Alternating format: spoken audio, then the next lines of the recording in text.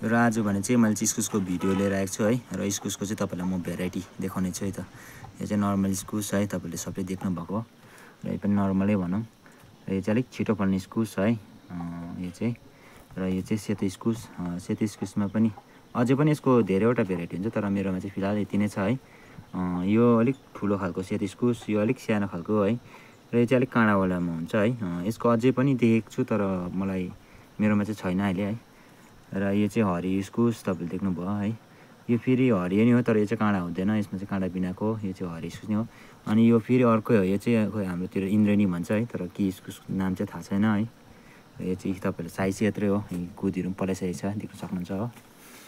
र फेरि यो चाहिँ हो अलिक कस्तो भन्ने, यो काँडावालामै हुन्छ, यो चाहिँ अलिक काँडा बिनाको हुन्छ, चिलो चिलो हो, देख्न सक्नुभयो। र यो चाहिँ अझै सानोवालामा हो। हुनु चाहिँ यो दुइटा चाहिँ त्यो दुइटैसँगै रोप्दा यो यस्तो भएको हुनसक्छ, तर यो चाहिँ एकदम सानो खालको सानो इस्कुस हुन्छ नि, त्यस्तो हो यो चाहिँ है। तर यो चाहिँ अलिक के भन्नु, त्यो दुइटा मिक्स भएर चाहिँ सायद यो अलिक ठुलो भएको होला, योभन्दा ठुलो छ है। तर अनि लास्टमा चाहिँ छ यो चाहिँ हेर्नुहोस्, मेरो झन्डै फोनमै अँटेन यो चाहिँ है, यो देख्न सक्नुहुन्छ। र इस्कुसको भेराइटीहरू त्यस्तो छ है। र तपाईँले यो मध्येमा अरू कुनै अरू इस्कुसहरू पनि देख्नु भएको छ भने चाहिँ मलाई कमेन्ट गर्नुहोस् है। यत्रो छ इस्कुस चाहिँ, देख्न सक्नुहुन्छ, यस्तो खालको छ इस्कुस चाहिँ साथीहरू, हेर्नुहोस् है। योभन्दा पनि अरू पनि हुन्छ है, तर मेरोमा त्यो चाहिँ छैन। र तपाईँले योभन्दा अरू पनि देख्नुभएको होला, देख्नुभएको छ भने चाहिँ कमेन्ट गर्नुहोस्।